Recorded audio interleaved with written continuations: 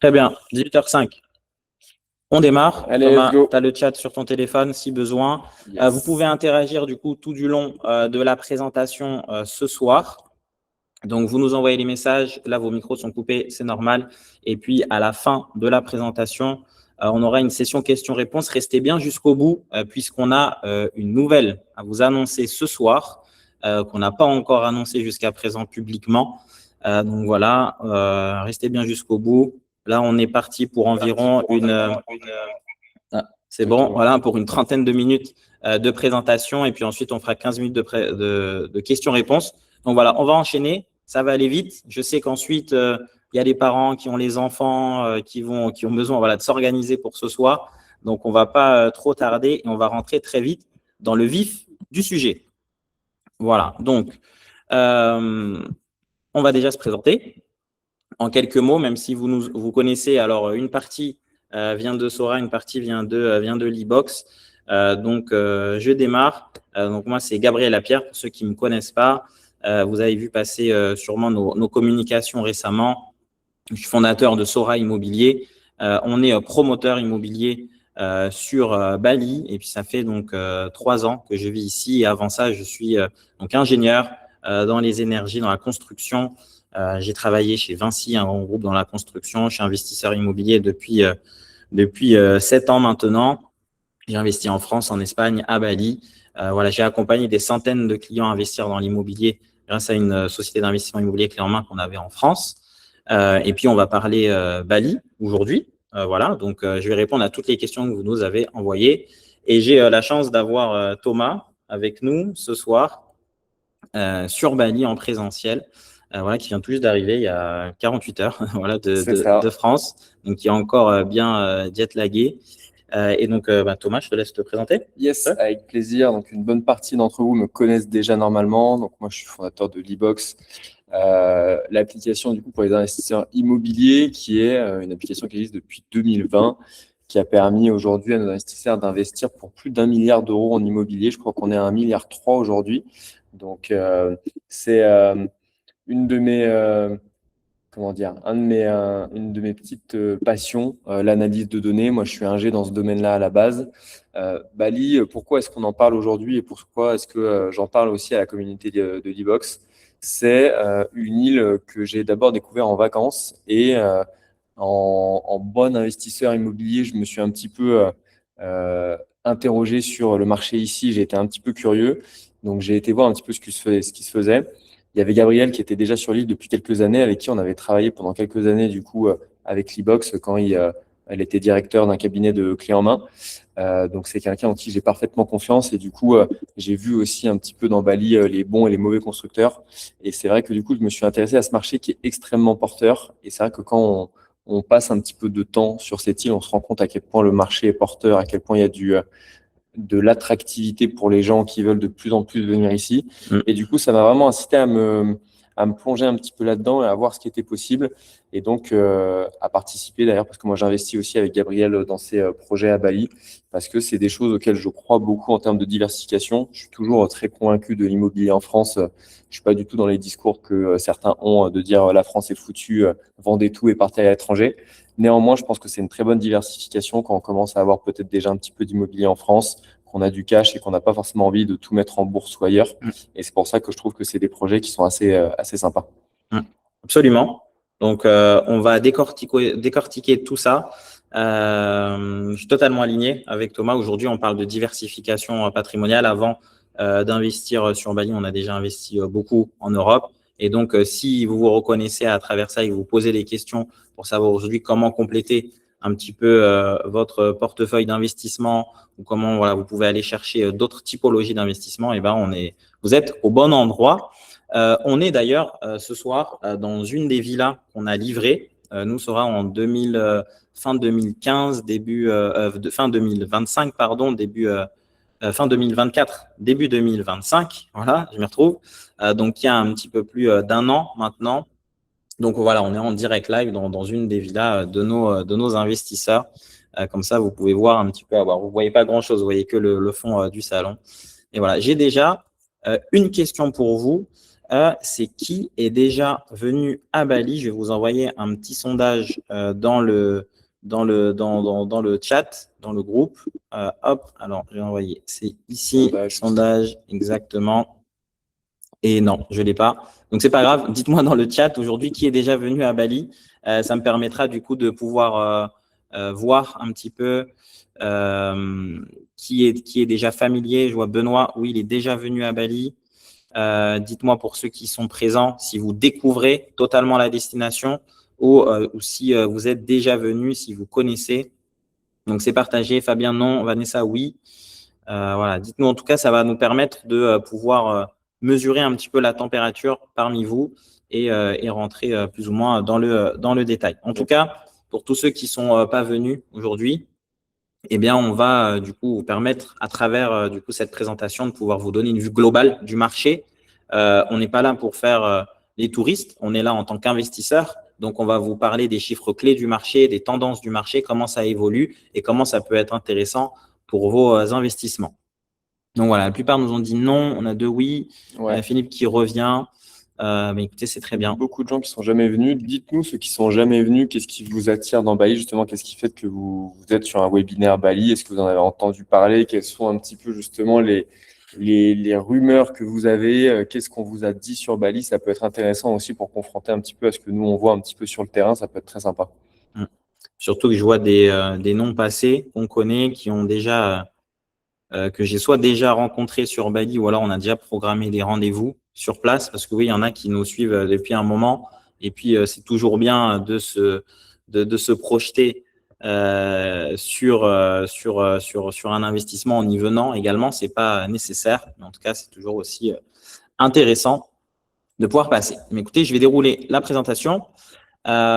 Aujourd'hui, il y a un point important. Vous êtes nombreux aujourd'hui à être jamais venus à Bali. Mais sachez que 86% de nos investisseurs ne sont jamais venus à Bali chez Sora Immobilier. Et donc, ça veut dire qu'aujourd'hui, on peut investir dans un projet immobilier à distance. On peut louer un bien immobilier, on peut avoir des bons rendements, on peut revendre un bien immobilier à Bali avec nous chez Sora sans jamais avoir mis un seul pied ici. Évidemment, nous, on aimerait beaucoup vous avoir pour réceptionner les projets qu'on vous livre.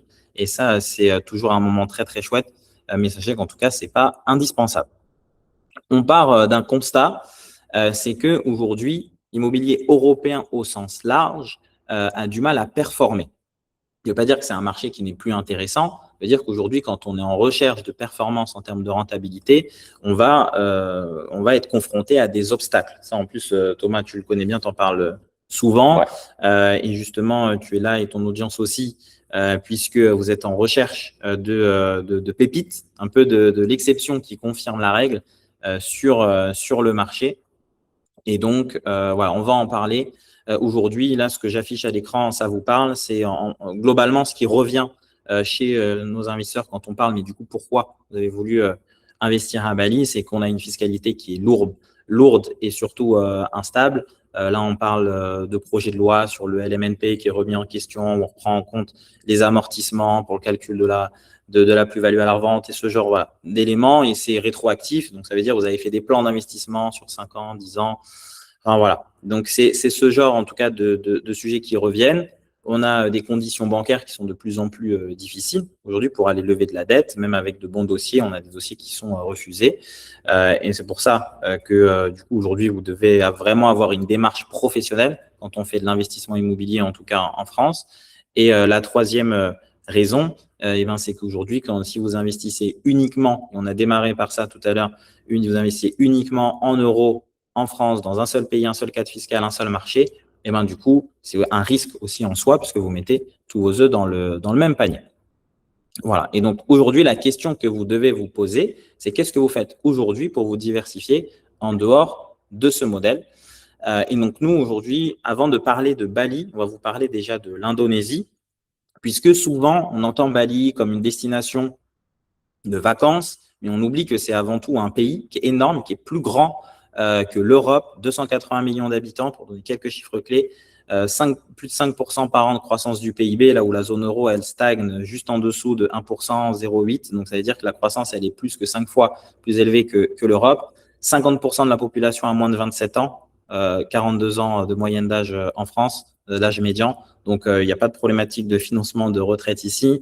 L'Indonésie est projetée comme la 4e puissance mondiale en 2050 par Goldman Sachs. Donc, ce n'est pas des petites études. Sont les cabinets reconnus mondialement qui le reconnaissent. Membre du G20, actuellement, c'est la 16e puissance mondiale, 7e top 7 mondial donc de la pouvoir d'achat, qui est devant la France d'ailleurs, 0 € d'impôt sur la fortune. Donc, l'Indonésie, il faut savoir que pour donner encore quelques chiffres clés, il y a 14 000 nouveaux millionnaires chaque année en Indonésie, un nouveau milliardaire par semaine. Et donc, on a en fait aujourd'hui une vraie croissance qui se fait en Asie. L'Indonésie, c'est la plus grosse puissance d'Asie du Sud-Est. Et donc, quand on recherche à investir quelque part, on va aussi regarder, avant de regarder Bali, un projet, etc., on va d'abord regarder l'économie. Et donc, aujourd'hui, sachez que l'Indonésie, en chiffres, c'est ça. Si on zoome un petit peu plus sur Bali, donc c'est évidemment la perle touristique de l'Indonésie. Donc, on a 16 millions de touristes chaque année, 7 millions d'internationaux, 9 millions de touristes nationaux.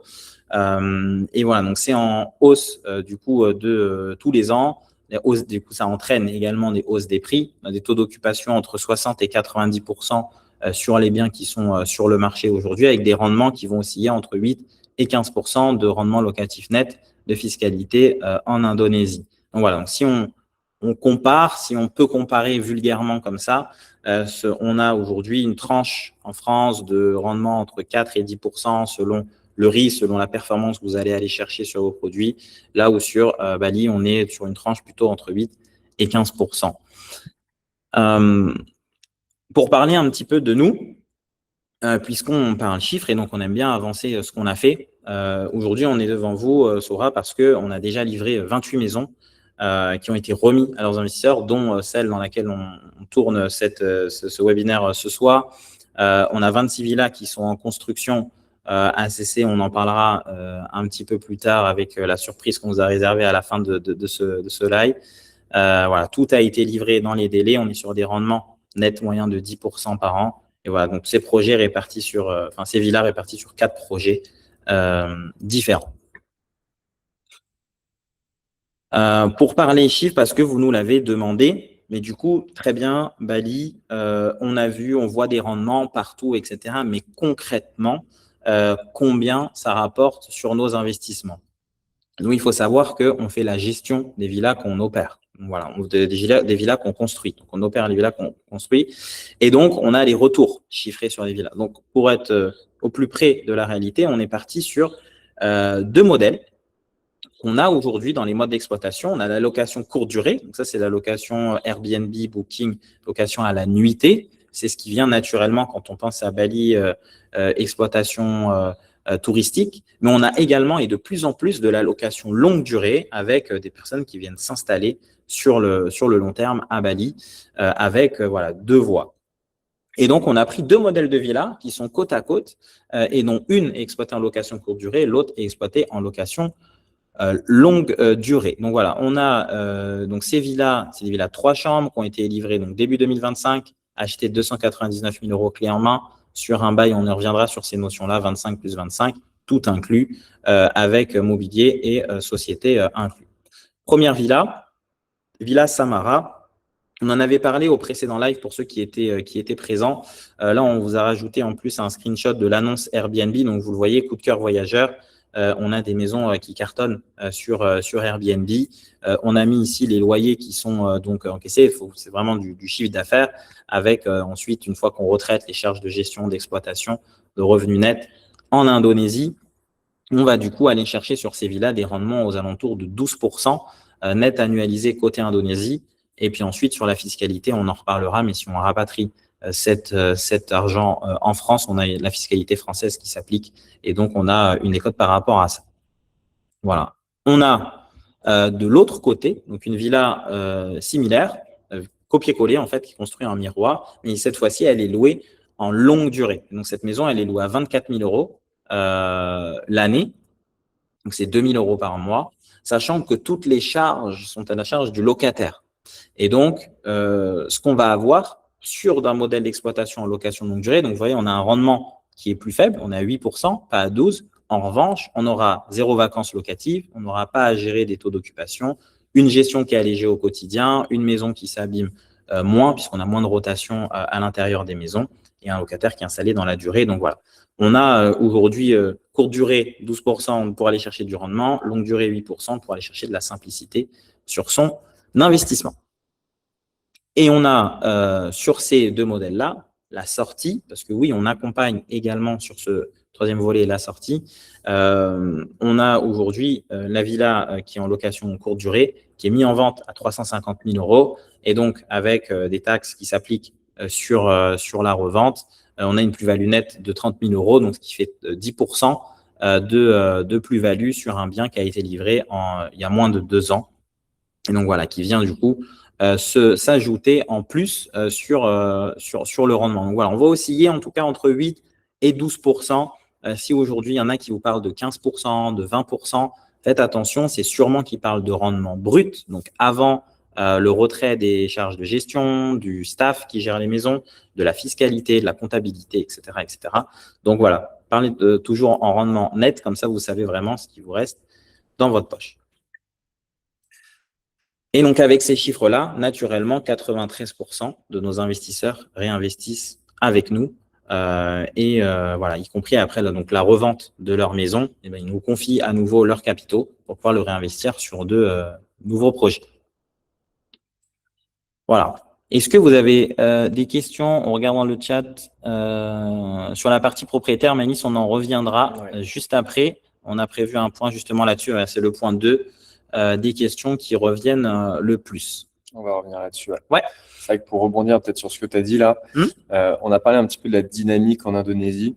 C'est vrai que moi, c'est quelque chose qui m'a presque fait un petit peu mal au cœur, mais il faut être un peu réaliste aussi et se rendre compte qu'en France et en Europe, on arrive quand même sur des dynamiques économiques qui sont quand même assez faibles. On parlait de 1% de croissance du PIB, là on a 5% par an.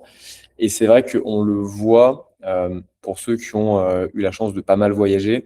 On voit des fois des fonctionnements à l'étranger qui sont d'une simplicité et d'une logique qui sont évidentes pour certains, mais qui ne le sont pas forcément en France, où on voit des fois des complexités administratives, des choses qui font qu'en fait, on a un pays qui peut avoir l'impression qu'on tourne au ralenti.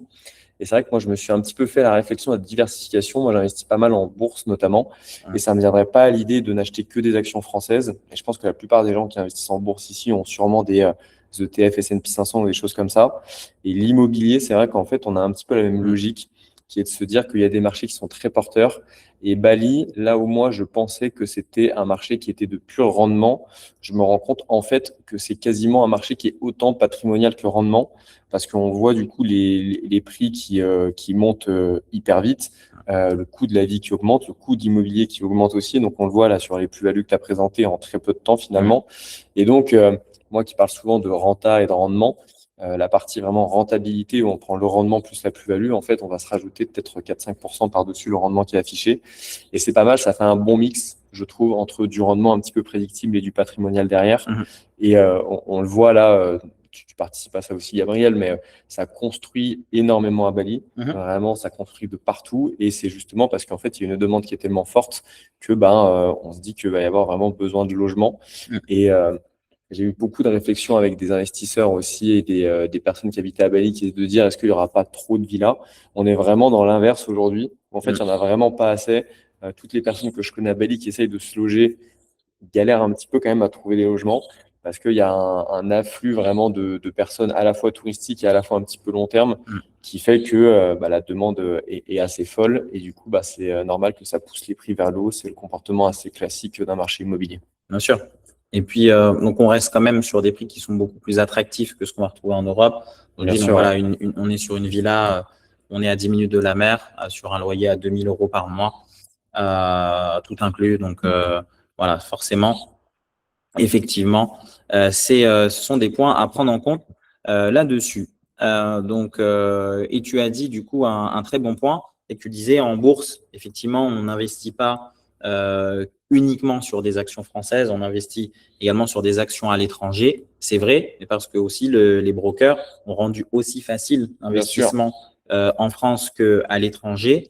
Et donc, nous, en tout cas, c'est notre mission avec Sora de rendre l'investissement immobilier à l'étranger aussi simple que si on achetait un appartement au bout de sa rue, et c'est voilà, ce qu'on a déroulé à travers aujourd'hui ce qu'on fait. Donc, on est promoteur 100% intégré en clé en main. Donc, c'est-à-dire on va construire des maisons, mais on va aussi les construire et après, derrière, on va les gérer. Parce qu'on a du coup l'exploitation qu'on va mettre en location. Donc, c'est nous qui gérons à 100% les biens. Et donc, forcément, on va construire les maisons correctement pour qu'ensuite elles puissent performer sur la location, puisqu'on ne s'occupe pas uniquement de construire des maisons et puis ensuite on laisse l'investisseur se débrouiller. Non, on va déjà choisir correctement l'emplacement dans des endroits où l'immobilier va performer pour aller chercher du rendement. Donc, on va construire puis mettre en location. D'ailleurs, sur nos constructions, on a des garanties de 10 ans sur la construction, sur la structure, de 5 ans sur la toiture, 1 an de garantie intégrale parce qu'on construit correctement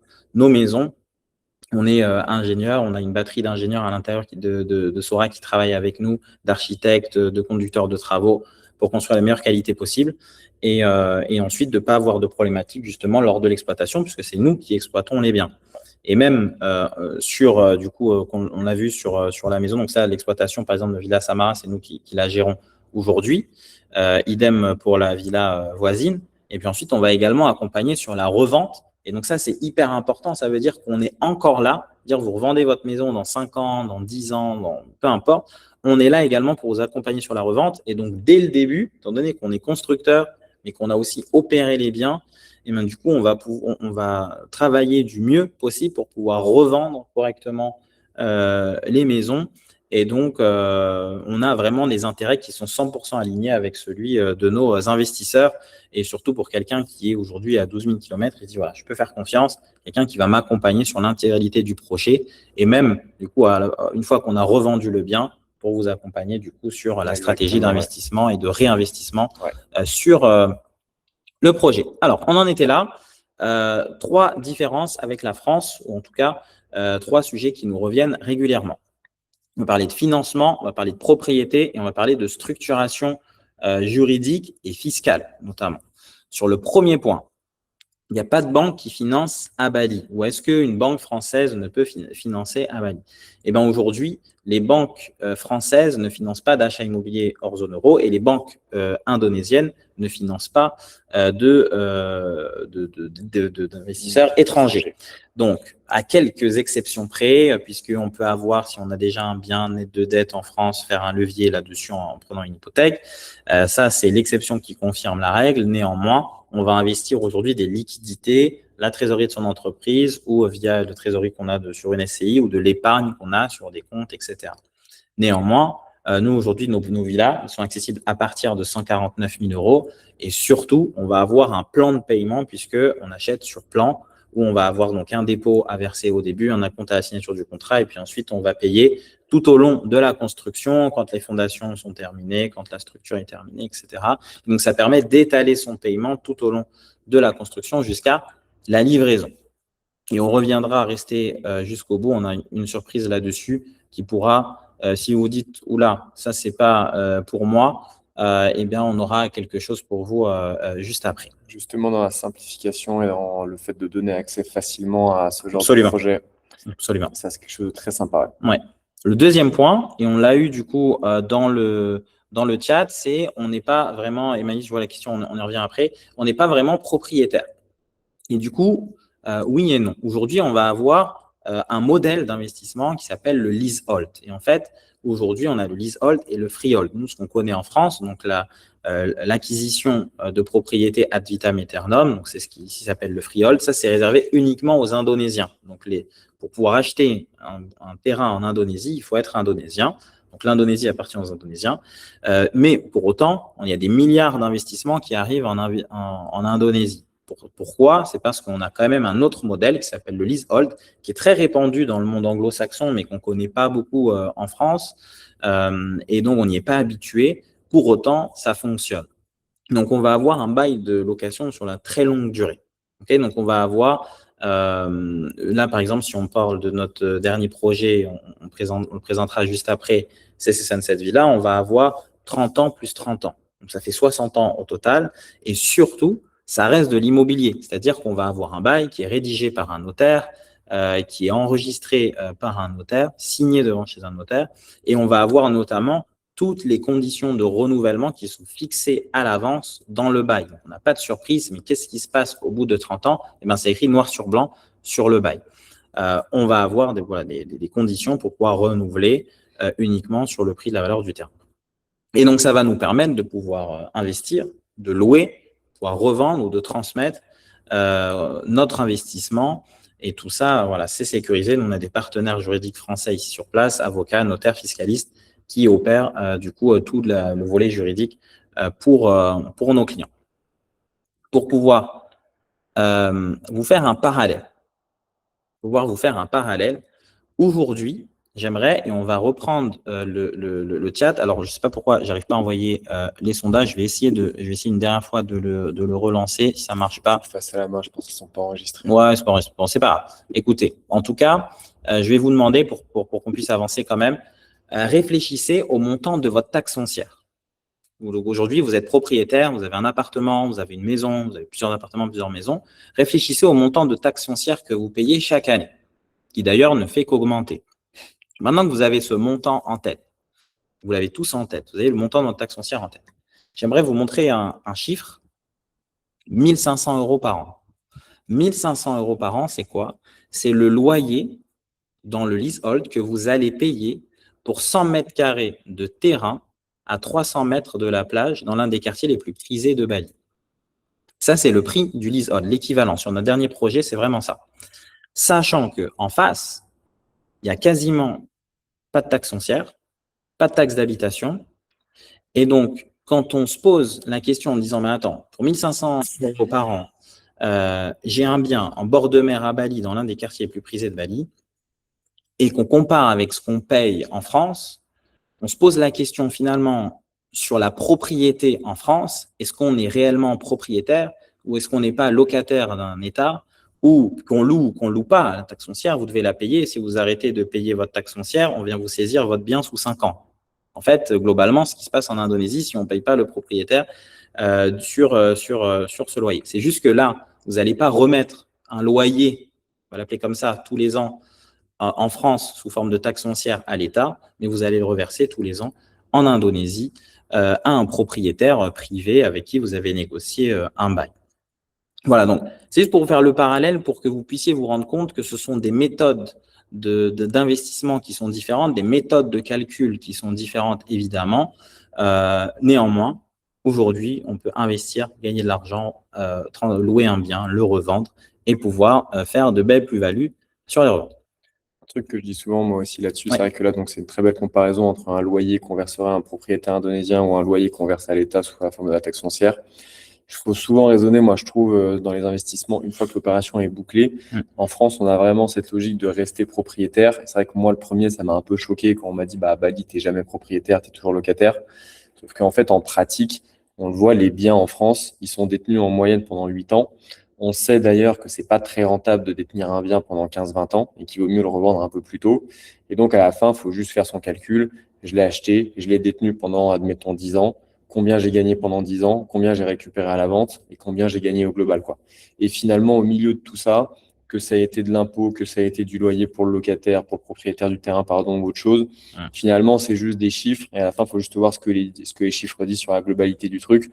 Peu importe, j'ai envie de dire, de la façon dont on prend notre argent. Ce qui compte, c'est qu'est-ce qu'on a réussi à faire sur la détention du bien et sur la revente, sachant qu'en pratique, on revend toujours un bien pour pouvoir faire tourner le patrimoine, pour pouvoir partir sur des choses plus intéressantes, etc.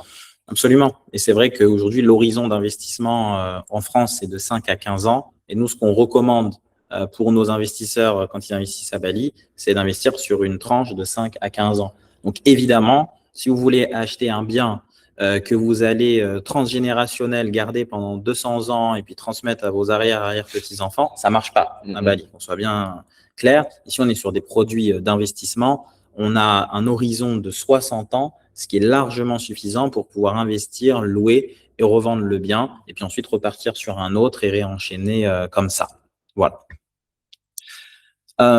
Troisième point qui nous revient régulièrement, c'est mais du coup, ok, donc ça c'est bon, j'ai compris, mais maintenant comment ça se passe en termes de structure, de fiscalité, l'argent quand ça revient en France, est-ce que la France m'impose, etc. Il faut savoir, première chose, on va structurer juridiquement via une société qui s'appelle une PTPMA.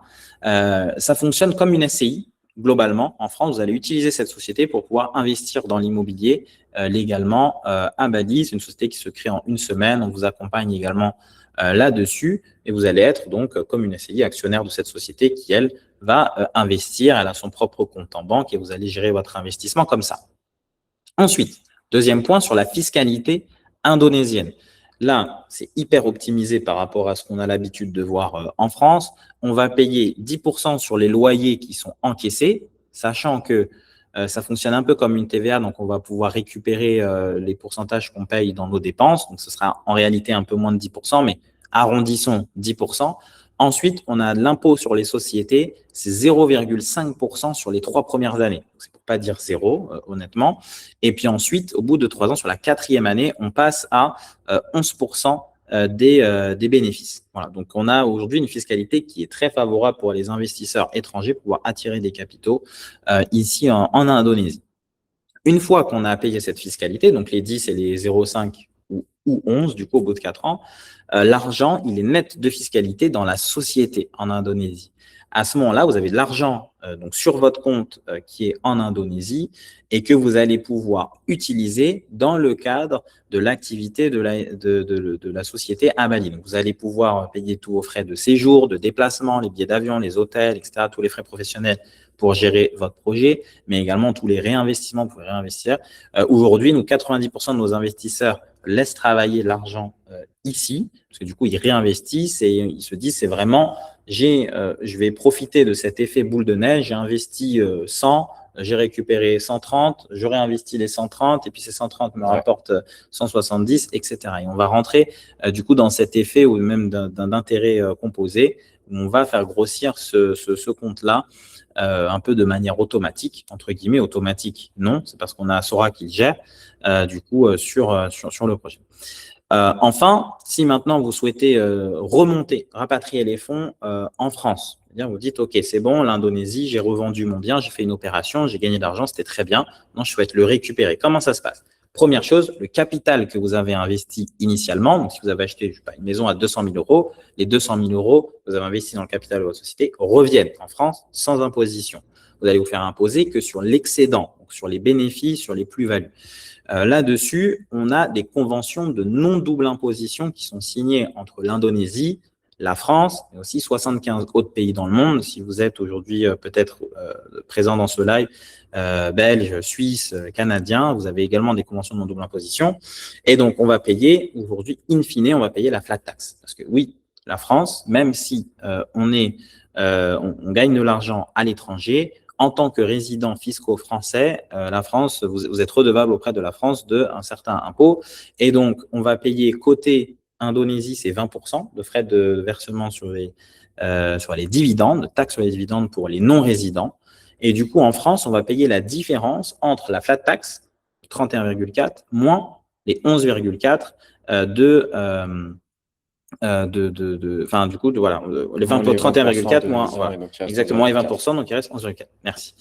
Voilà, donc ça veut dire que sur 10 000 euros versés, il va vous rester 6 860 euros à peu près. Donc c'est pour ça que quand on se dit, bon, finalement, j'ai investi à l'étranger, j'ai fait travailler mon argent, on se pose la question, est-ce que ça vaut le coup de le remonter ou pas? C'est exactement comme les bénéfices d'une société en France, d'une SCI. Ouais. C'est se dire, bon, bah, si je me verse l'argent à titre personnel, pourquoi faire? En fait, il faut vraiment se dire à quoi sert cet argent, dans quel objectif.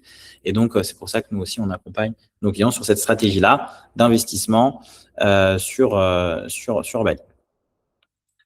Ce soir, on va vous présenter le projet CC Sunset Villa, qui est notre dernier projet qui a été lancé le 5 mai dernier à Paris. 26 villas en bord de mer, 300 mètres de la plage. Projet dans lequel tu investis aussi, Thomas. Exactement. Donc, c'est pour ça qu'on est là tous les deux ce soir pour vous en parler. Alors, première chose, pourquoi CC? Et c'est quoi CC? Donc, CC, c'est une ville à Bali. Donc, c'est aujourd'hui juste au nord de Canggu, s'il y en a certains qui connaissent. Donc, c'est quartier aujourd'hui expatrié par excellence. C'est en fait la nouvelle Côte d'Azur de Bali. Ici, on a vraiment, c'est un coin calme, mais qui construit partout très qualitativement. Et donc, on a des enseignes qui s'y installent. On sent vraiment les flux d'argent qui arrivent et qui investissent également, le gouvernement a déjà préparé en fait les infrastructures, les routes, les réseaux d'assainissement, etc. Voilà, donc on est super bien situé à 300 mètres de la plage. Pour vous rendre compte, c'est vraiment, on va à pied à la plage en 3 minutes. Donc on a d'ailleurs un spot de surf à côté, donc on peut prendre la planche de surf sous le bras, aller surfer et puis revenir et on est à seulement 3 minutes. Et puis, une petite note, puisque du coup, c'est assez remarquable pour le souligner, mais je construis d'ailleurs ma propre maison sur ce projet-là. Donc, j'y serai, puisque j'adore cet endroit, j'y crois très fortement.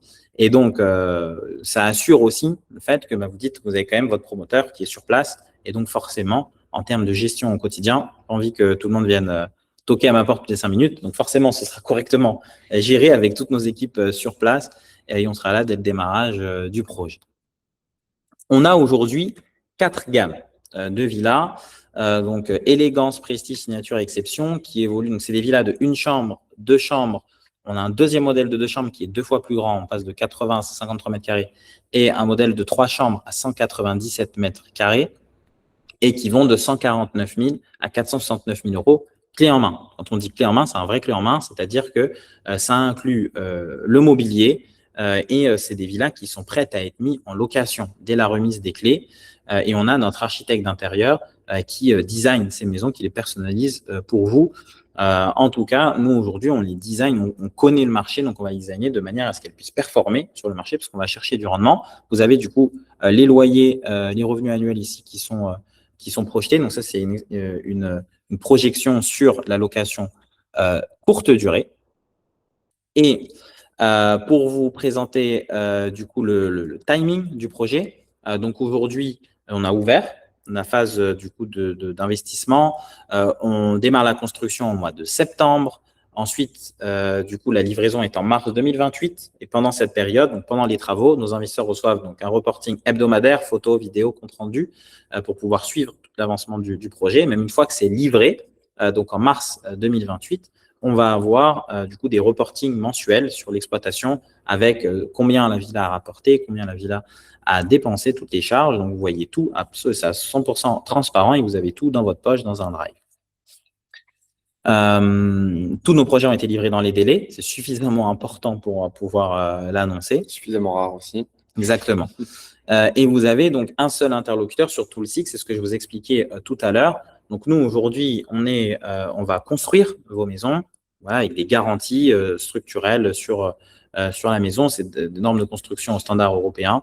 Ensuite, on va gérer le projet pour vous. Donc, une fois que la maison est mise en location, on s'occupe des shoots photos, on s'occupe de la gestion, que ce soit en location courte durée ou en location longue durée. Et on construit, du coup, pour aller chercher de la performance. C'est pour ça que nous, du coup, on choisit les emplacements de manière à ce qu'on puisse performer. On va que sur des emplacements premium. Et enfin, on vous accompagne sur la revente. Et donc, on va aller valoriser le bien au maximum. On va faire valoriser les historiques de location, étant donné que c'est nous qui avons en plus la gestion. Donc, voilà, on vous accompagne vraiment jusqu'au retour de votre capital global. Vous avez accès à tout ce suivi à distance avec les reportings, avec toutes nos équipes qui sont derrière sur la partie gestion. Vous avez même un point annuel avec l'un de nos conseillers patrimoniaux pour pouvoir faire le point sur votre investissement et pouvoir vous aider à arbitrer votre projet. C'est l'équipe, puisque aujourd'hui, on me voit moi, mais il n'y a pas que moi. Aujourd'hui, derrière Sora, il y a beaucoup de monde qui travaille. On a notre maître d'œuvre, donc c'est Vienna Lux Cooperation, donc c'est Tony, un Allemand, qui a construit des centaines de maisons dans sa vie et toute son équipe. On a donc Florent, qui est français, à la tête du cabinet Ayla Consulting, et donc du coup, qui lui va accompagner sur toute la partie juridique, notariale et fiscale. Et enfin, on a Julie, notre designeuse d'intérieur, qui est une designeuse internationale, reconnue à l'international, qui est passée dans 50 Minutes Inside. Peut-être certains d'entre vous l'ont vu, les reportages 50 Minutes Inside à Bali, Julie était dedans. D'ailleurs, nos maisons sont passées dans le reportage également. Et donc, elle signe toutes les maisons sur ce projet-là. Pour pouvoir vous projeter en termes de chiffres, c'est hyper important. Donc, on a pris en exemple ici une villa de 2 chambres, la villa Prestige, 239 000 euros. Et moi, ce que j'aime bien faire, c'est une stratégie sur 5 ans. On aurait pu la faire sur 7, sur 10, mais voilà. Là, en tout cas, c'est un exemple type. Et ensuite, on peut voir, et c'est ce qui se passe ensuite quand vous avancez avec nous, on fait une projection qui est adaptée pour vous en fonction du projet sur lequel vous êtes situé, de vos objectifs, de l'horizon d'investissement. Là, on prend un cas d'étude simple, donc 239 000 €, on a 18 mois de construction, et puis ensuite, on va louer pendant 3 ans et demi, donc ce qui nous fait donc 5 ans en tout, et ensuite, on revend la maison. Donc, sur 3 ans et demi, on va avoir 67 000 € de loyer cumulé. Donc là, on est sur à la colonne de gauche, côté Indonésie. Ensuite, on va aller chercher une plus-value à la revente de 10% en étant conservateur, 24 000 €. On va restituer le capital de 239 000 € initial, donc en tout, total perçu 330 000 €. Donc, on a transformé en 5 ans 239 000 en 330 000 €. On est allé chercher plus de 90 000 € de plus-value sur ce projet-là. Donc ça, c'est côté Indonésie. Si ensuite on cherche à remonter l'argent côté France, et bien du coup la fiscalité française s'applique. Et donc c'est pour ça qu'on a aujourd'hui plein de manières d'optimiser ça, et ça on pourra en parler plus longuement lors de l'appel, de pouvoir optimiser cette fiscalité-là. Aujourd'hui, la fiscalité française, c'est la plus chère du monde pour pouvoir remonter là-dessus. Donc là, c'est le cas le plus pessimiste, mais en tout cas, au moins, vous pouvez voir où ça vous mène en termes de patrimoine final.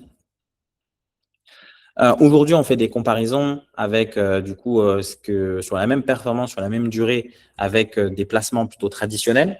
Aujourd'hui, donc on aime bien comparer avec le livret A, avec les SCPI. Alors l'immobilier locatif qui est un peu différent parce qu'ici on a de l'effet de levier, c'est pas vraiment comparable en tant que tel, mais bon, on l'a quand même mis pour avoir un ordre de grandeur. Et puis ensuite, nos maisons ici qui rapportent donc sur la même période plus que les autres supports de placement. Et encore une fois, je le rappelle, c'est plutôt, aujourd'hui on va le voir comme une diversification, c'est-à-dire qu'il faut tout mettre sur les projets ici, ça veut dire qu'il faut avoir un portefeuille qui est plus lissé, où on va chercher du rendement, de la stabilité, de la transmission. Chacun répond à ses objectifs.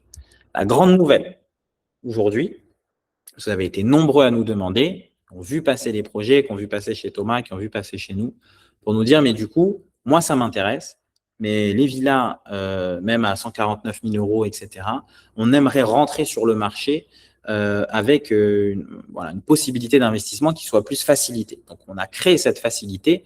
Aujourd'hui, on a créé, nous, le co-investissement. Donc, je vous dis, c'est un projet ça vous permet d'accéder au projet en toute facilité à partir de 20 000 €. Et donc, ça permet à un plus grand nombre d'entre vous de pouvoir soit des personnes qui sont hésitantes de pouvoir se dire bon je teste sur un projet en co-investissement, pouvoir se dire bon c'est aussi une première manière de démarrer, et puis pourquoi pas ensuite plus tard d'évoluer sur des villas en entier. Alors le co-investissement, qu'est-ce que ça veut dire? 20 000 €, ça m'intéresse, très bien. Du coup, comment ça se passe? Le fonctionnement, il est super simple. C'est qu'aujourd'hui, je vous ai expliqué, quand on investit à travers une PTPMA, donc c'est une société. On va prendre un exemple très simple. Vous avez une villa à 300 000 €. Je prends des chiffres ronds exprès. Vous avez une villa à 300 000 €, vous voulez investir 30 000 €. Donc, ça veut dire que vous investissez donc 10% de la somme, et donc vous allez détenir 10% de la société, donc la PTPMA, qui, elle, est propriétaire de la maison.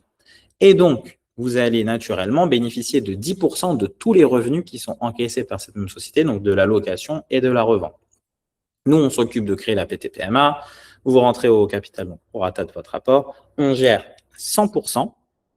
D'ailleurs, on est également associé au sein de la structure. Et vous, en tant que co-investisseur, vous n'avez rien à gérer. Vous percevez vos dividendes. Vous n'avez pas besoin de connaître qui sont les co-investisseurs, etc. Vous ne parlez pas. C'est entièrement géré par Sora. Donc là, j'ai pris un exemple 30 000 €. Mais en fait, c'est à partir de 20 000. Et puis, ça va jusqu'à nos premiers modèles, ils sont à 149 000 €. Donc, c'est entre 20 et 149 globalement. Ça vous permet de rentrer sur le marché avec cette offre-là. Deux différences principales avec les villas en entier. Première chose, c'est que c'est un produit d'investissement pur. Donc, ce n'est pas une résidence secondaire, ce n'est pas du timeshare. On ne va pas profiter du bien de la maison. Si on souhaite y aller, et du coup, on va devoir la louer à des conditions préférentielles, certes, mais en tout cas, il va falloir la louer. Si vous souhaitez avoir une résidence secondaire, dans ce cas-là, il faut avoir acheté une maison en entier. Deuxième chose qui diffère par rapport à une villa entière, c'est qu'on a une horizon, une revente, en fait, qui est déjà prévue dès maintenant.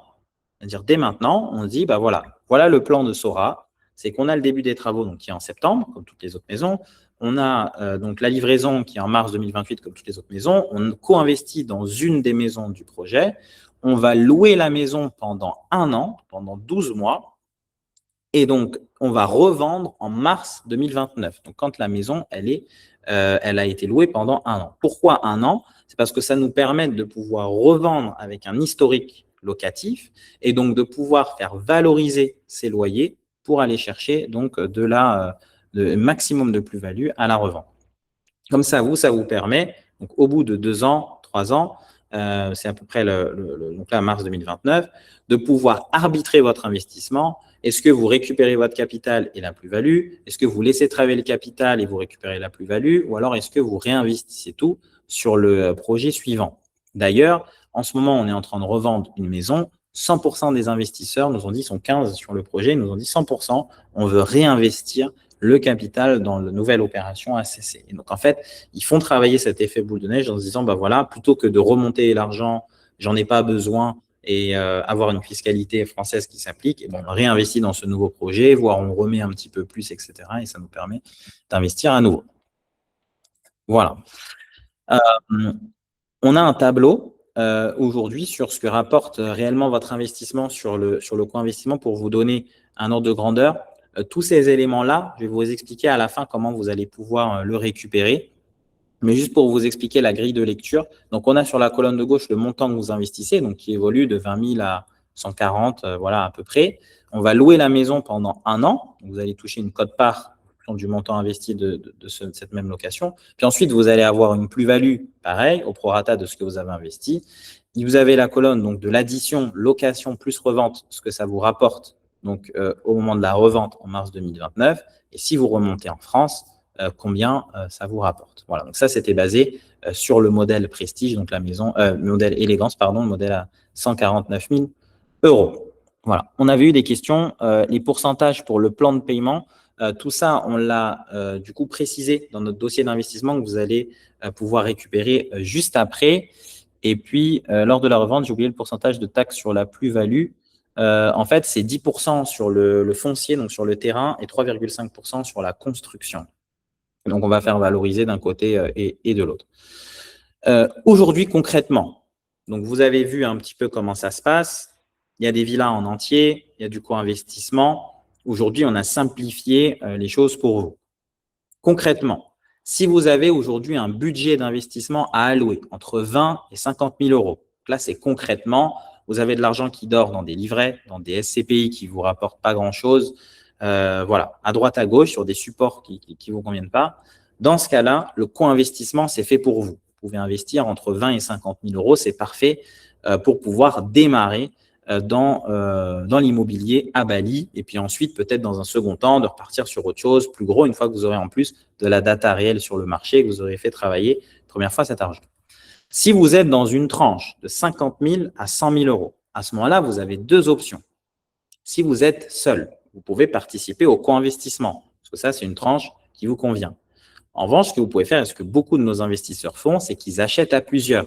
Donc là, c'est des familles qui achètent ensemble, des groupes d'amis, des associés, etc. Pour vous donner un exemple, on a des investisseurs, donc ils ont mis chacun 50 000 euros à 3, ils sont 3 à 50 000 euros, et donc ils achètent ensemble une villa Élégance à 149 000.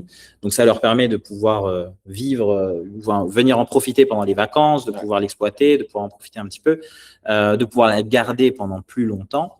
Et également, ça permet du coup sur cet investissement même de pouvoir profiter du coup de l'étalement des paiements tout au long de la construction, parce qu'on nous le parlait tout à l'heure, donc voilà, le plan de paiement, quand on va vouloir, on achète une maison en entier, on va régler, donc on a des frais de réservation, c'est 5 000 euros, mais globalement, le gros, au moment de la signature chez le notaire, on doit verser 50% du montant de la maison. Donc, typiquement, sur 149 000 euros, il y a 74 500 à régler au moment de la signature chez le notaire.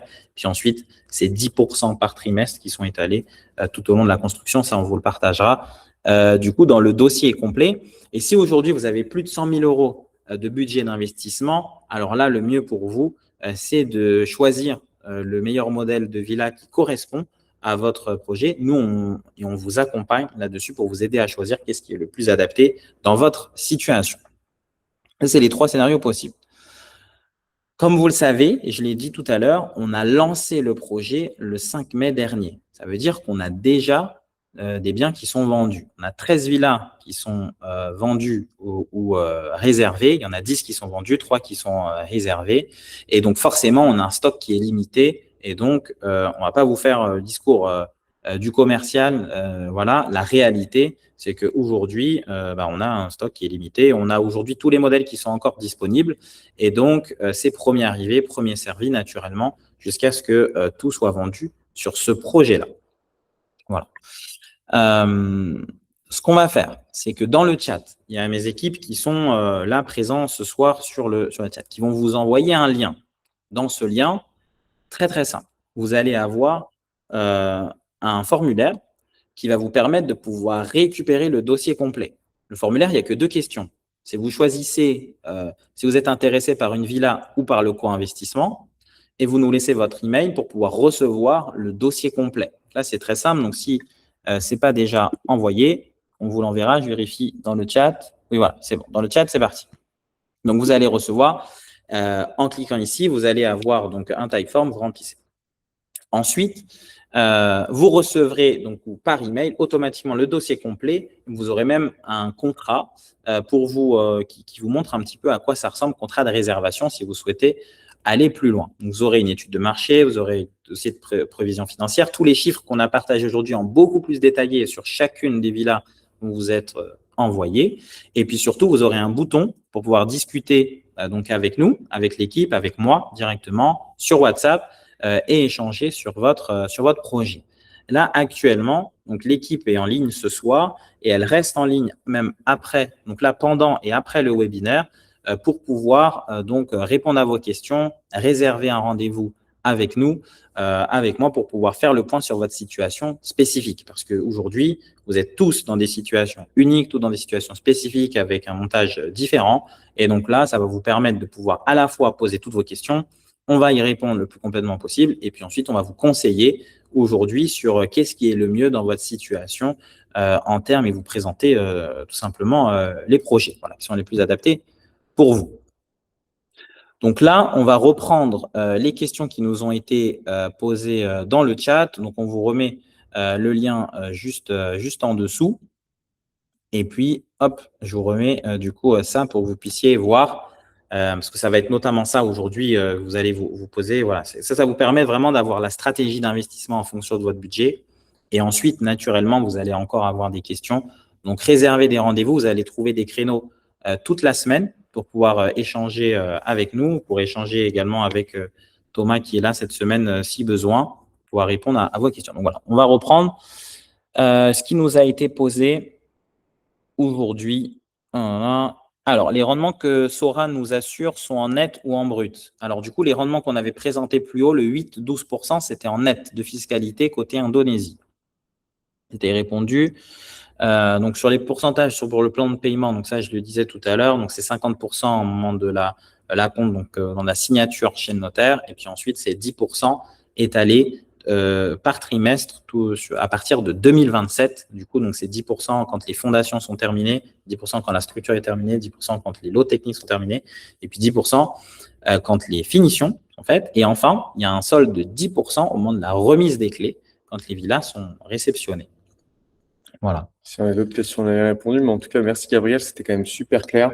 Ouais. C'est vrai que sur cette partie co-investissement, moi je trouve que c'est très fort ce que tu as réussi à faire, parce que c'est vrai que les villas, alors c'est un achat qui est à la fois investissement et puis aussi un petit peu plaisir parce qu'on a la possibilité d'y aller en vacances, mais c'est pas dans les budgets de tout le monde. C'est vrai déjà d'avoir cette somme en cash et puis en plus de vouloir l'allouer à ça, parce que bon, après il y a une allocation de budget à faire avec d'autres investissements. Et le co-investissement, c'est vraiment très sympa parce que c'est 100% passif. Ça vient vraiment en concurrence des livrets, des investissements en bourse ou autres, où on a quelques dizaines de milliers d'euros à mettre dans un projet, avec des rendements qui sont super intéressants, parce que quand on regardait le tableau que tu m'avais donné, on arrivait sur à peu près du 15% net, un peu ou prou, parce que là, je vois par exemple, tu vois, sur 100 000 euros, pour prendre le truc rond, on arrive sur 16 000 euros, donc 16%. 16% net après fiscalité française, 19% net tu vois, après côté indonésien. Sur la durée d'investissement. C'est ça. C'est là où on voit vraiment du coup que la plus-value, elle joue un petit peu aussi dans le rendement final. Donc, du coup, c'est quand même plutôt sympa pour quelque chose de relativement passif qui permet de mettre des montants qui ne sont pas extrêmement hauts et de diversifier vraiment ces investissements pour des gens qui ont du capital un petit peu qui dort effectivement sur des livrets, sur de la bourse ou sur des choses comme ça. Absolument. Nous, c'est vraiment la typologie de clients qu'on a sur le co-investissement. C'est je veux démarrer dans l'investissement immobilier à Bali, ça m'intéresse, mais du coup, ça me permet de mettre un pied dedans sans trop m'engager non plus. Voilà, ça reste quand même relativement accessible à partir de 20 000 euros quand on a un petit peu d'épargne de côté, de se dire, bon voilà, je diversifie. Et on va avoir aussi, sinon beaucoup, nous, c'est des groupes d'amis qui se mettent à plusieurs, de même famille, des associés, qui du coup partagent l'investissement. On a des groupes de 3, 4, 5 donc, qui se connaissent et qui me disent, bah voilà, Gabriel, nous, on est 3, 4, 5. On a des répartitions, il y en a un qui met 50, l'autre il met 20, l'autre il met 30, etc. C'est totalement possible. Donc, derrière, on crée une société, on répartit les pourcentages entre tout le monde. Chacun met ce qu'il veut. Exactement. Et donc, ça permet de pouvoir acheter un bien à plusieurs, donc de pouvoir être un petit peu plus libre, notamment au niveau de la revente et de pouvoir en profiter en résidence secondaire. On a une question de Laetitia. Donc, si on réinvestit sur un nouveau projet à chaque fois, quand est-ce que les fonds sont récupérés et quelle base d'imposition de plus-value in fine si on récupère dans 20 ans? Bonne question. Alors, sur le premier point, donc quand est-ce que les fonds sont récupérés si on réinvestit à chaque fois? Donc, ça, Laetitia, c'est quand tu veux, c'est toi qui décides d'arrêter de réinvestir. Ouais, exactement. Tout simplement, hein. Exactement. Donc, on va avoir, nous, donc, à chaque fois sur nos projets en co-investissement, c'est un horizon de 2 à 3 ans. En fait, ça laisse la possibilité tous les 2 à 3 ans de pouvoir sortir tout ou partie de son investissement d'ailleurs, ou pouvoir réinvestir tout ou partie de son investissement. En tout cas, de pouvoir arbitrer tous les 2 à 3 ans. Moi, j'aime bien cette durée parce que c'est suffisamment court, c'est suffisamment long pour avoir un rendement qui est quand même intéressant, mais aussi suffisamment court pour se dire, bah voilà, mon argent il n'est pas bloqué pendant trop longtemps et on peut réinvestir assez facilement. Et comme je le disais tout à l'heure, aujourd'hui, 93% de nos investisseurs réinvestissent, en tout cas au moins sur le premier tour.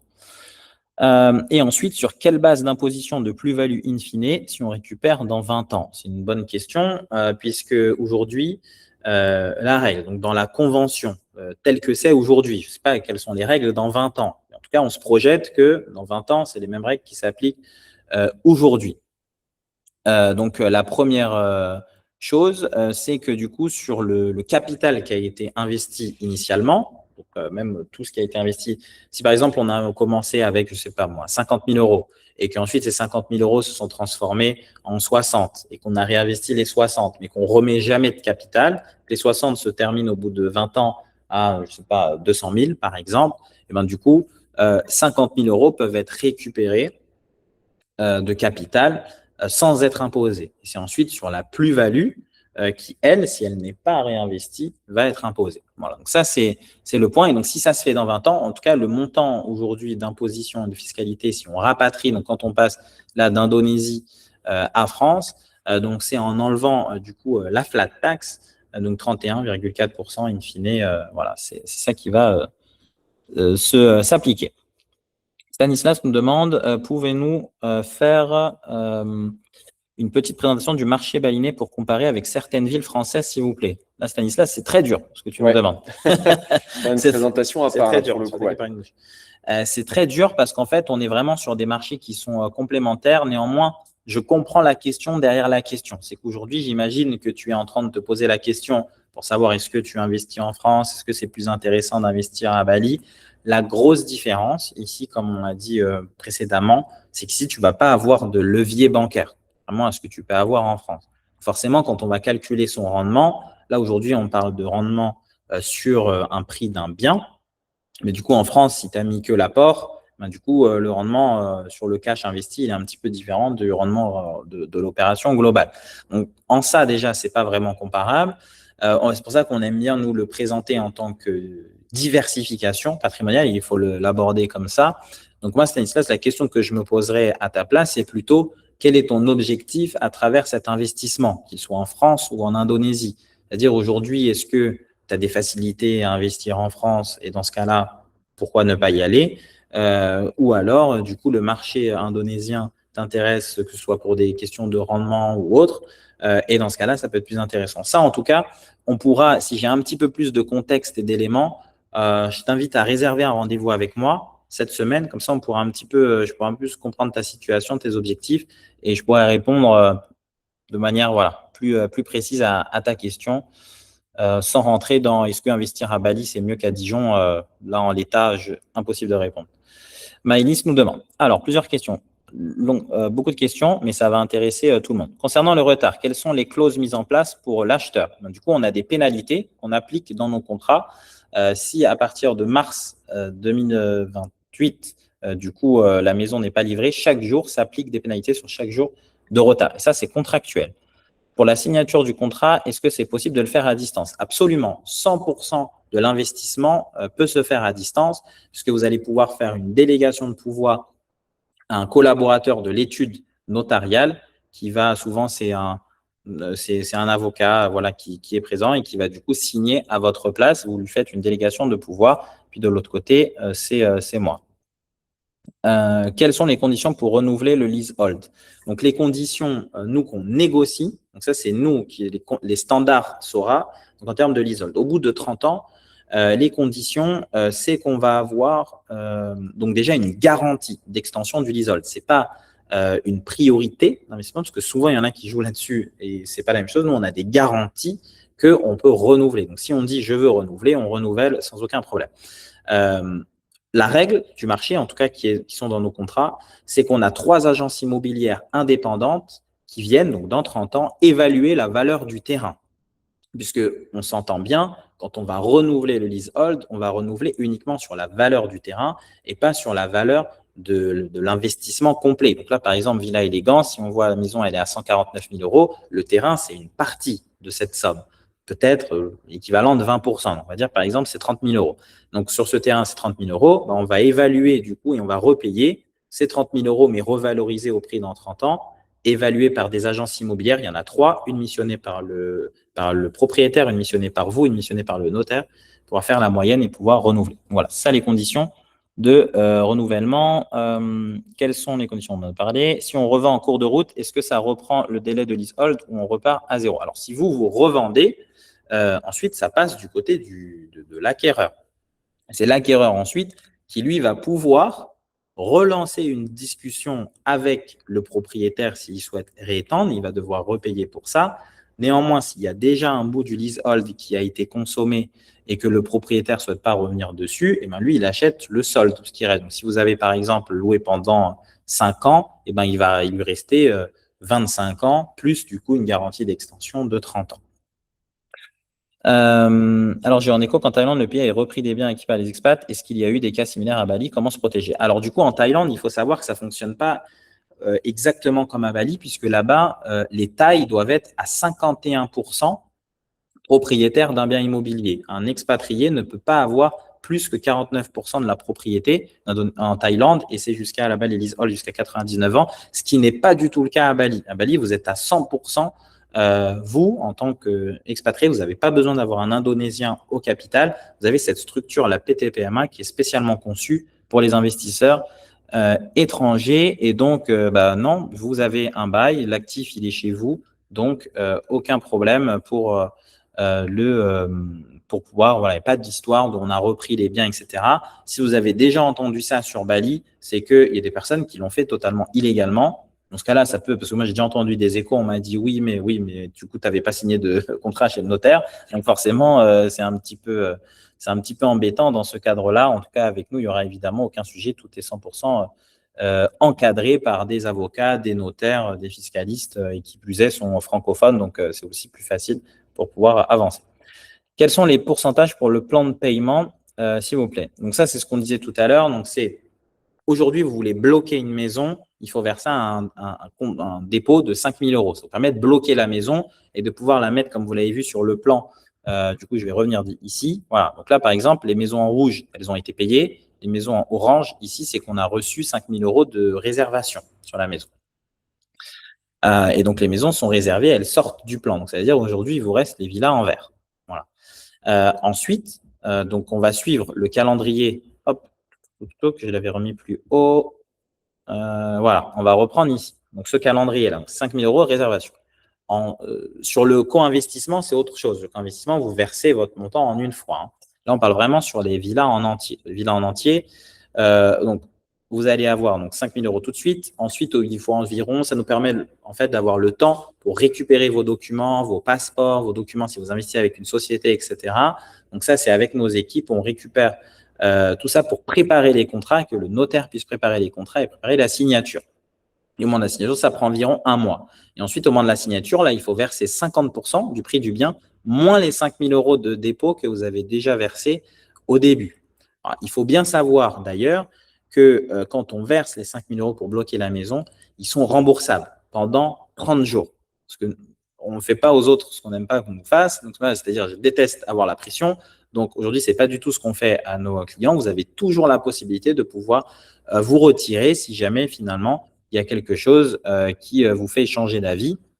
Vous avez ce délai de rétractation de 30 jours.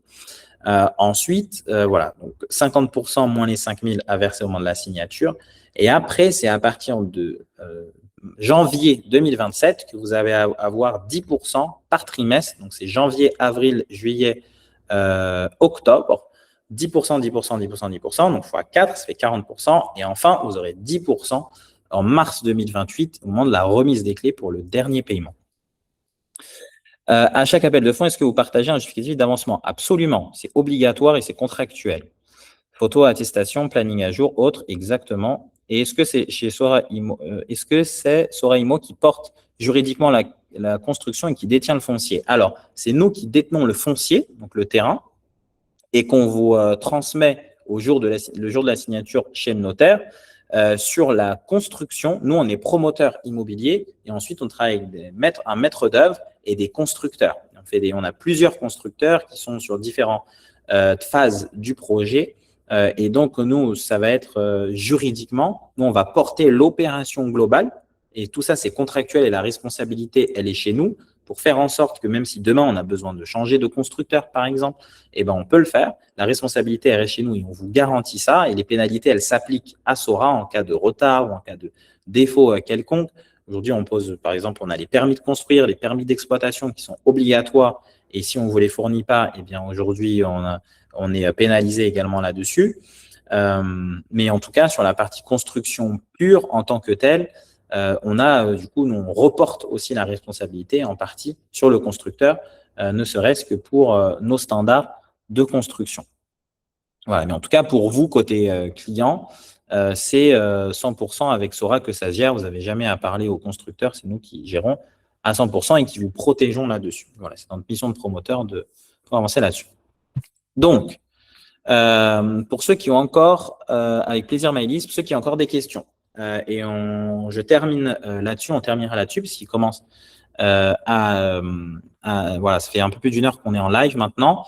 Donc aujourd'hui, 3 scénarios en fonction de votre budget. Comme je l'ai dit, 20 à 50 000 €, pour vous, c'est le co-investissement. Si vous êtes entre 50 et 100 000 € de budget d'investissement, dans ce cas-là, soit c'est le co-investissement seul, soit vous vous mettez à plusieurs. Et dans ce cas-là, vous pouvez acheter une villa ensemble avec la répartition que vous voulez. Le prix d'entrée est à 149 000 €. Puis surtout, comme vous payez que 50% à la signature, donc 60, on va arrondir à 75 000 €. Donc, ça veut dire qu'au moment de la signature, vous avez, si vous êtes 3 par exemple, que 25 000 € chacun à verser. Puis ensuite, ce sera que l'année prochaine, vous allez devoir verser. Donc, du coup, ce serait 15 000 € divisé par 3, donc 5 000 € par trimestre, chacun à verser jusqu'à la livraison du projet. Et voilà, ici, vous êtes à plus de 100 000 € de budget. Je dis pour vous, la meilleure chose à faire, c'est votre villa entière. Ça vous permet de pouvoir en profiter, de pouvoir la garder autant que vous le voulez et pouvoir, voilà, tout simplement investir dans l'immobilier à Bali.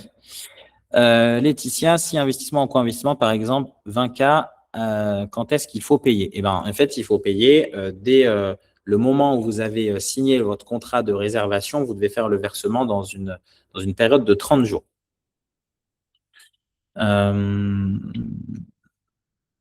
Voilà. Mais écoutez, je pense qu'on va conclure ici. C'est très bien. Si vous avez des questions, donc on vous remet le lien, si ce n'est pas déjà fait, en bas de cette vidéo.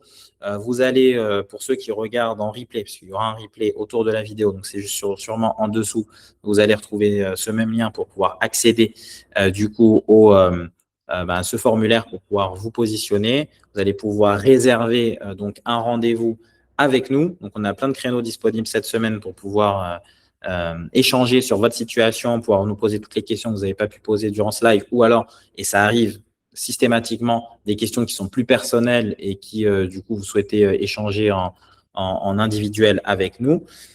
Et enfin, si vous souhaitez du coup échanger un peu plus rapidement avec nous, et ben vous avez des boutons WhatsApp pour pouvoir échanger. Voilà, avec nous, nous poser une question rapide, nous envoyer un message, un peu de contexte, avec grand plaisir pour pouvoir s'appeler. L'équipe est derrière le téléphone ce soir. Donc voilà, si vous avez en tout cas des questions à nous poser ce soir, et ben allez-y, utilisez le WhatsApp et puis ensuite on vous guidera au mieux. Voilà, Thomas, on Génial. va Merci beaucoup. s'arrêter là. Merci à tous J'ai d'avoir trouvé été ça présents. super clair en tout cas. Et puis super projet en tout cas. J'ai hâte de voir un petit peu les retours de toute la communauté. Ouais, merci à tous d'avoir été là et puis on vous dit à très bientôt. Merci à tous, à très bientôt. Ciao, ciao.